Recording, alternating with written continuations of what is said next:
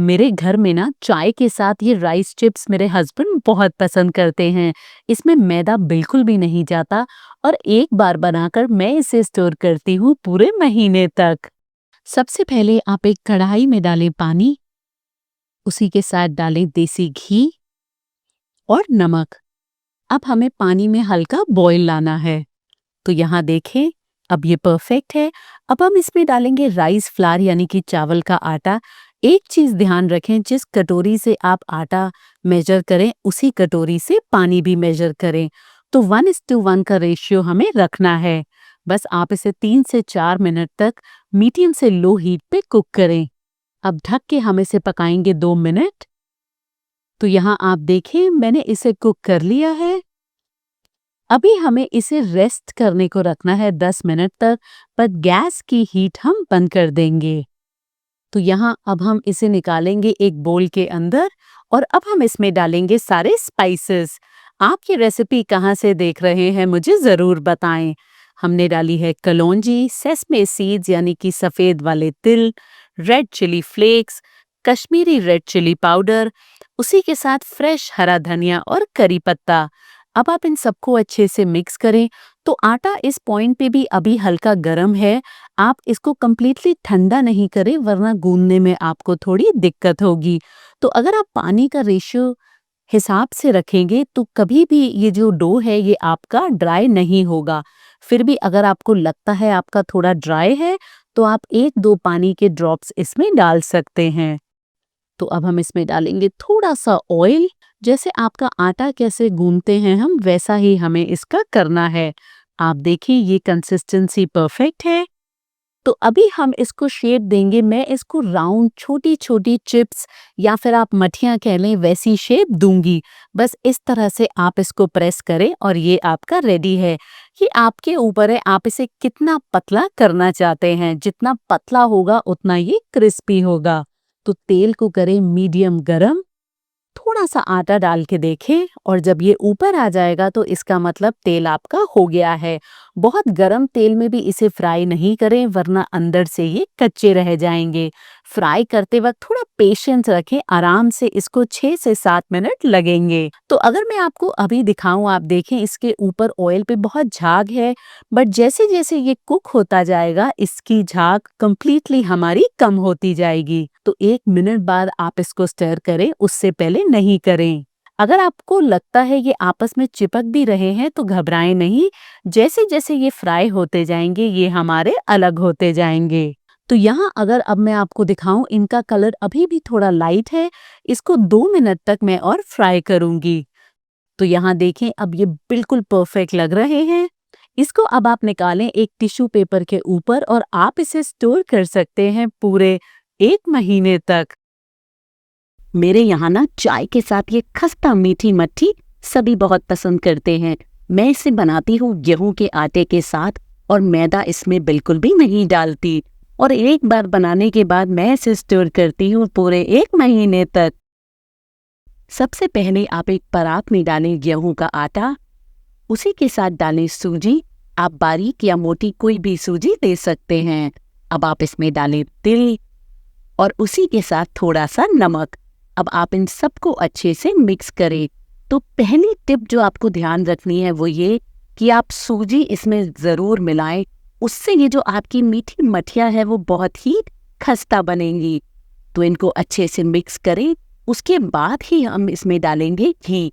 मैं पहले इसलिए नहीं डालती क्योंकि कई बार फिर सेसमे सीड्स एक साइड रह जाती हैं। दूसरी टिप जो आपको ध्यान रखनी है, आप इसमें घी को पिघला के डालें। ये बहुत इम्पोर्टेंट स्टेप है। इस तरह से आप हाथों से रब करें। ये हम इसमें मोहन बना रहे हैं, इससे ये बहुत ही खस्ता बनेंगी। तो इन चीज़ों का आप ध्यान ज़रूर रखें। आप ये रेसिपी कहाँ से देख रहे हैं मुझे ज़रूर बताएं। तो जब तक हम मोहन बना रहे हैं, हम बनाएंगे यहाँ पे शुगर सिरप। तो एक पैन में आप डालें पानी, उसी के साथ डालें चीनी। इसको मीडियम हीट पे आप कुक करें ताकि चीनी कंप्लीटली डिसॉल्व हो जाए। हमें इसकी चाशनी नहीं बनानी, सिर्फ चीनी को पिघलाना है। तो यहाँ देखिए चीनी डिसॉल्व हो गई है। इसको अब हम कंप्लीटली ठंडा करेंगे। या अगर अब हम आटे को देखें, आप देखिए एक सैंड टाइप स्ट्रक्चर फॉर्म हुआ है, और जब आप इसको हाथों के बीच में ऐसे रखेंगे, ये अच्छे से आपका कंबाइन होगा। अब धीरे धीरे करके आप इसमें डालें हमारा शुगर सिरप, और हमें इसका एक मीडियम कंसिस्टेंसी का आटा गूंदना है, ना ही बहुत ज़्यादा हार्ड और ना ही बहुत सॉफ्ट। आप हमेशा शुगर सिरप धीरे धीरे करके डालें, ये अगेन बहुत इम्पॉर्टेंट स्टेप है।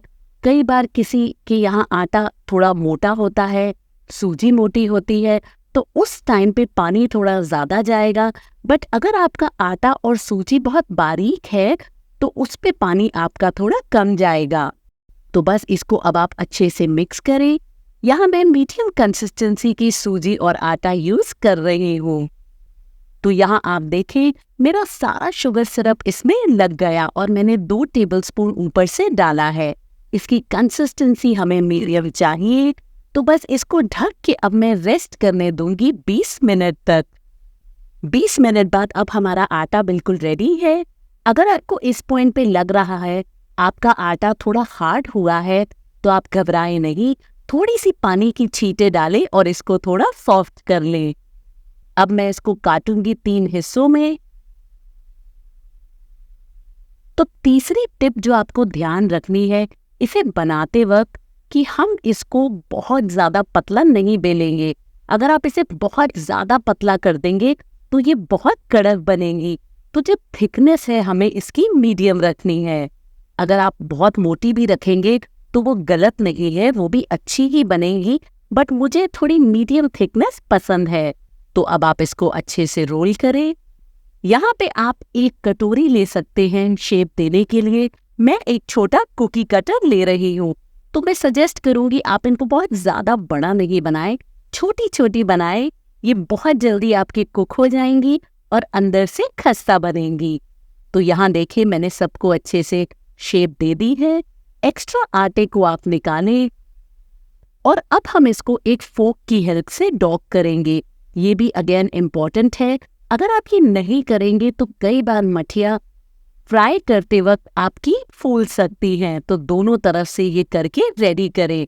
अगर मैं आपको थिकनेस दिखाऊं तो आप देखिए ये बिल्कुल परफेक्ट है। चौथी और सबसे इम्पॉर्टेंट टिप है फ्राई की। हमें मीडियम हॉट ऑयल में इसे फ्राई करना है, बहुत ज़्यादा हॉट में नहीं। यहाँ मैं राइस ब्रांड ऑयल यूज़ कर रही हूँ, तभी ये थोड़ा डार्क है। आप घी या ऑयल कुछ भी यूज़ कर सकते हैं। अब ऑयल को चेक करने के लिए मैंने इसमें डाला है थोड़ा सा आटा। आप देखिए ये धीरे धीरे करके इसमें बबल्स आ रहे हैं। ऐसा ही हमें चाहिए। बहुत गर्म ऑयल में अगर आप इसे डाल देंगे तो बाहर से तो इसमें कलर आ जाएगा, बट अंदर से ही कच्ची रह जाएंगी। तो आप थोड़ी थोड़ी करके इसमें डालें। अब एक स्पून की हेल्प से मैं मठियों को नहीं स्टर कर रही, मैं नीचे कढ़ाई में स्पून को लेके जा रही हूँ। ये मैं इसलिए कर रही हूँ क्योंकि अगर कई बार आपकी ये मठियाँ बहुत टाइम तक 1 या 2 मिनट तक नीचे रह जाती हैं तो इसका कलर डार्क हो जाता है। तो इसे आप ध्यान से करें, मठियों को नहीं टच करें वरना वो आप टूट सकती हैं। तो थोड़े पेशेंस के साथ आप इसे फ्राई करें। दूसरी चीज़ जो आपको ध्यान रखनी है वो ये कि इसको आप एक शेड थोड़ा हल्का ही निकालें जब आपकी ये फ्राई हो जाए। आप देखिए जैसे जैसे ये फ्राई होती जाएंगी ये ऊपर आती जाएंगी। यहाँ मैंने मठियों को अच्छे से फ्राई कर लिया है। तो एक्स्ट्रा आप ऑयल को निकालें। इस पॉइंट पे आपकी मट्ठी थोड़ी सी सॉफ्ट होगी, घबराएं नहीं।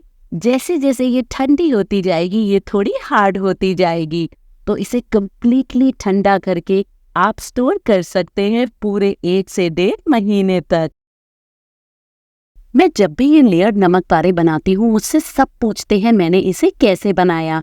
आज मैं आपके साथ शेयर करूंगी 7 ऐसे इम्पोर्टेंट टिप्स कि अगर आप इसे पहली बार भी बना रहे हैं तब भी ये परफेक्ट बनेंगे। डो बनाने के लिए सबसे पहले आप एक बोल में डालें मैदा। आप चाहे तो आटा भी ले सकते हैं। इसी के साथ हमने डाला है जीरा, कलौंजी, काली मिर्च जिसको मैंने मोटा मोटा कूट लिया है। उसी के साथ अब आप डालें अजवाइन, नमक, और इन सबको आप अच्छे से मिक्स करें। इसी के साथ अब हम इसमें डालेंगे गरम घी या फिर तेल। इन सबको अब आप अच्छे से रब करें।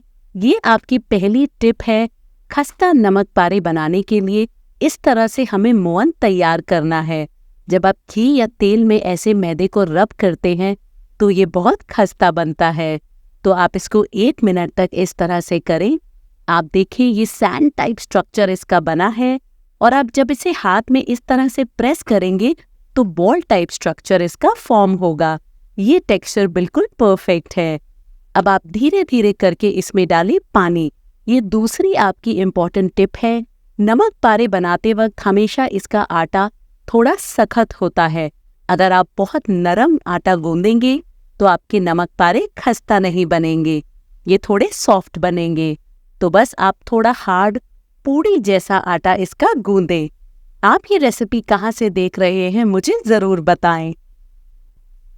तो यहाँ आप देखें मैंने आटे को 2 से 3 मिनट तक अच्छे से गूंद लिया है। अगर मैं आपको इसकी फर्मनेस दिखाऊं, आप देखें ये थोड़ा हार्ड है। इसको अब हम रेस्ट करने देंगे 15 से 20 मिनट। उससे पहले हम इसमें लगाएंगे थोड़ा सा घी और फिर से 1 मिनट तक गूंदेंगे। बहुत ज़्यादा घी हमने इस पॉइंट पे नहीं डाला, ये हम डालेंगे बाद में लेयर्स बनाने के टाइम पे। तो वीडियो को आप पूरा देखें ताकि आपको पता चले। तो अब जब तक ये रेस्ट हो रहा है हम बनाएंगे साटा। एक बोल में आप डालें ऑयल और उसी के साथ इसमें डालें कॉर्नफ्लावर, और इसको अब आप अच्छे से मिक्स करें। अगर आपके पास कॉर्नफ्लावर नहीं है तो आप मैदा भी डाल सकते हैं। तो इस तरह का थिक आपका ग्लू टाइप का टेक्सचर होना चाहिए। ये अब बिल्कुल परफेक्ट है। आटे को मैंने 20 मिनट तक रेस्ट करने को रखा था। आप 1 मिनट इसको और थोड़ा सा गूंदें, और अब हम इसे डिवाइड करेंगे 3 हिस्सों में। आप इसको पतला पतला अब बेलें। तीसरी इम्पॉर्टेंट टिप ये है नमक पारे बनाते वक्त, इसकी जो चपाती बनती है जब हम इसे बेलते हैं ये बहुत पतली बनती है। शक्कर पारे मोटे बनते हैं और नमक पारे पतले। ये आप ज़रूर ध्यान रखें। अगर आप मोटी बेलेंगे तो आपके नमक पारे खस्ता नहीं बनेंगे, वो थोड़े कड़क बनेंगे। तो यहाँ आप देखें, अगर मैं आपको थिकनेस दिखाऊं, हमें इतनी रखनी है। अब आप इसमें लगाएं साटा जो हमने प्रिपेयर किया था, और इसको इवनली हमें स्प्रेड करना है। ये है आपकी चौथी टिप। आप बहुत अच्छे से इवनली एक पतली लेयर साटे की लगाएं, और उसके ऊपर आप डालें सूखा मैदा। ये अगेन बहुत इम्पोर्टेंट है। अगर आप सूखा मैदा नहीं डालेंगे तो लेयर्स नहीं बनेंगी।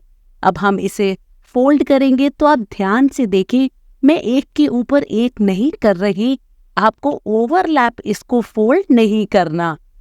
तो इस पे भी अब आप लगाएं थोड़ा सा साटा और फिर से डालें थोड़ा सा मैदा।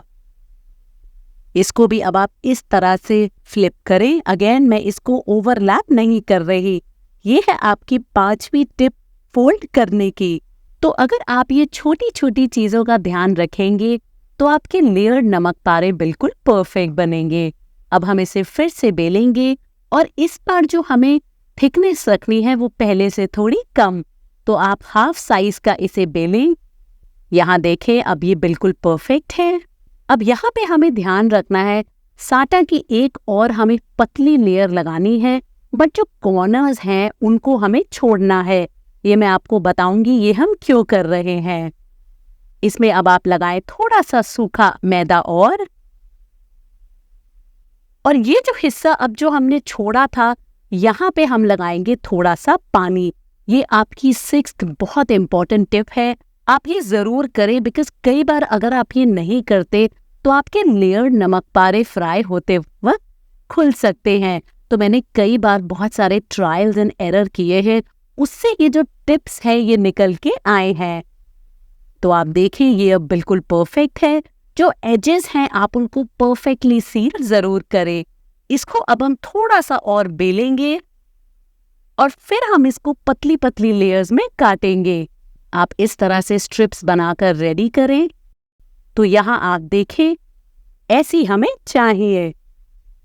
अब 7वीं इम्पॉर्टेंट टिप है फ्राइंग की। यहाँ ऑयल को मैंने किया है मीडियम हॉट, और जब मैंने थोड़ा सा आटा डाला है आप देखें ये धीरे धीरे ऊपर आएगा। हमें ऐसा ही चाहिए, बहुत ज्यादा गर्म नहीं करें, वरना ये बाहर से तो इनमें कलर आ जाएगा बट अंदर से कच्चे रह जाएंगे। तो धीरे धीरे करके अपने लेयर नमक पारे आप डालें और जैसे ही आप डालेंगे आप देखेंगे ये आपके ऊपर आ जाएंगे। अब हल्के हाथ से आप इसे 5 से 6 मिनट तक मीडियम से लो हीट में फ्राई करें। या धीरे आप स्पून से इसको स्टर करते रहें।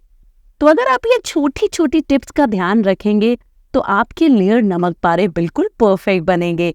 आप देखें बहुत ही बढ़िया इसमें लेयर्स आई हैं। हमने अच्छे से इसे बेला है, फोल्ड किया है, सूखा आटा लगाया है।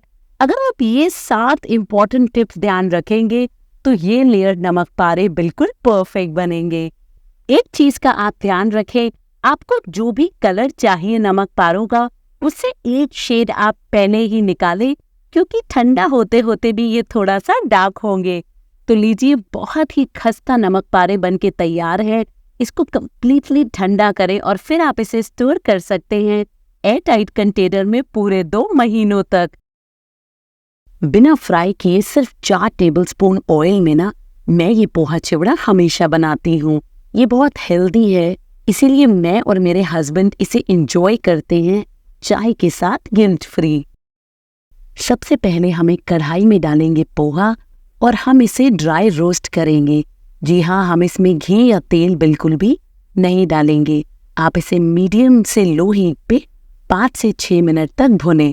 अगर मैं आपको दिखाऊं, मैंने इस रेसिपी के लिए पतला वाला पोहा लिया है।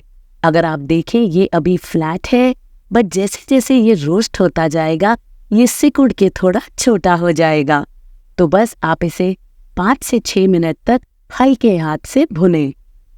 मैं आपको एक टिप दूंगी, आप इस तरह से 2 स्पून की हेल्प से अगर इसे रोस्ट करेंगे तो आपके लिए बहुत आसानी होगी और ये टूटेगा भी नहीं।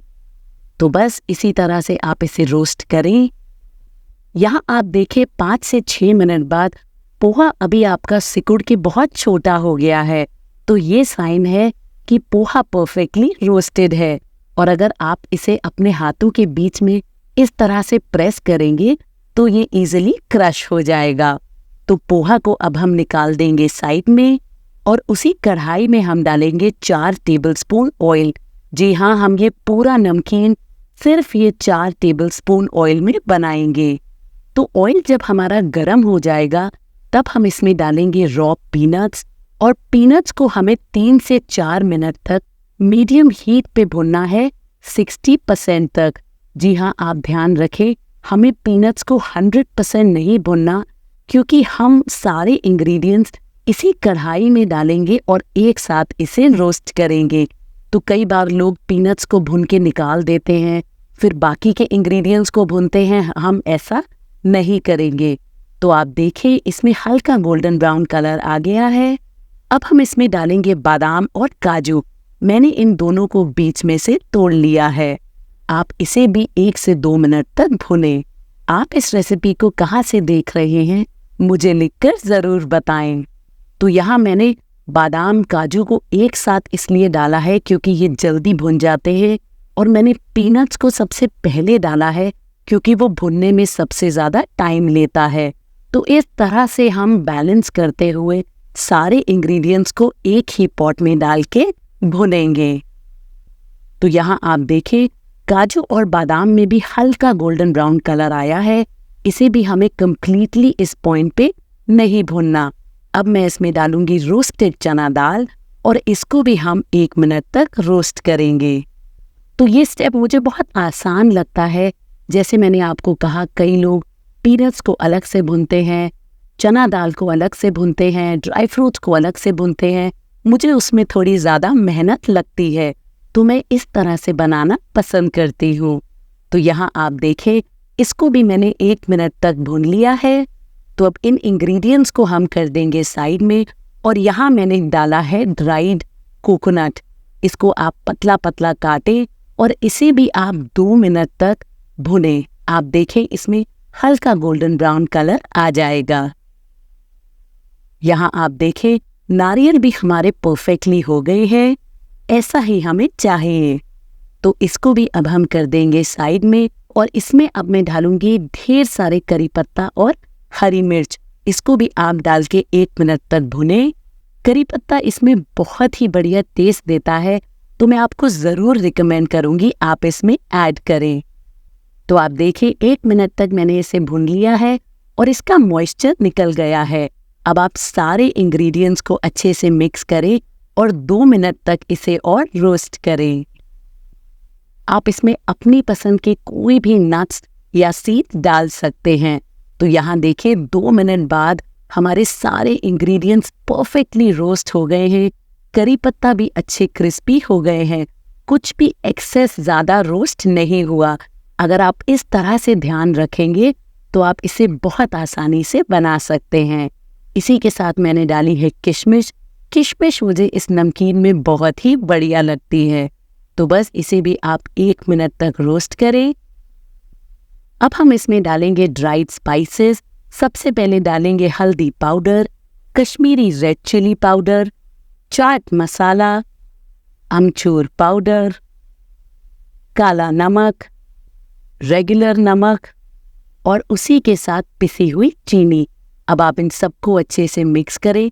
तो चीनी इस नमकीन को मीठा नहीं करेगी, इसमें एक मज़ेदार खट्टा मीठा टेस्ट ऐड करेगी। तो अमचूर और चाट मसाले की वजह से चटपटापन और चीनी की वजह से हल्की सी मिठास आएगी।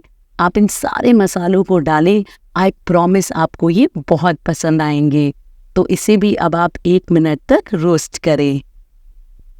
तो यहाँ आप देखें मैंने इनको मसालों के साथ 1 मिनट तक भून लिया है। अब हम इसमें डालेंगे हमारा रोस्टेड पोहा और आपको ध्यान रखना है आप इसको स्पून की हेल्प से बहुत हल्के हाथ से मिलाएं, क्योंकि पोहा इस पॉइंट पे हमारा बहुत क्रिस्पी है। तो जैसे जैसे आप इसे मिक्स करते जाएंगे पूरे पोहे में मसाले चिपक जाएंगे और एक येलो इवन कलर उस पे आ जाएगा। तो यहाँ आप देखें इवनली इसमें येलो कलर आ गया है और हमारा खट्टा मीठा नो फ्राई पोहा चिवड़ा बनके तैयार है, वो भी सिर्फ 4 टेबलस्पून ऑयल में। आप इसे कंप्लीटली ठंडा करें और 2 महीने तक एयरटाइट कंटेनर में स्टोर कर सकते हैं। अगर आपको आज की मेरी ये रेसिपी पसंद आई है तो आपको हेल्दी ओट्स नमकीन भी बहुत पसंद आएंगे। उसका लिंक भी मैं यहाँ दूंगी, आप वो भी ज़रूर चेक करें।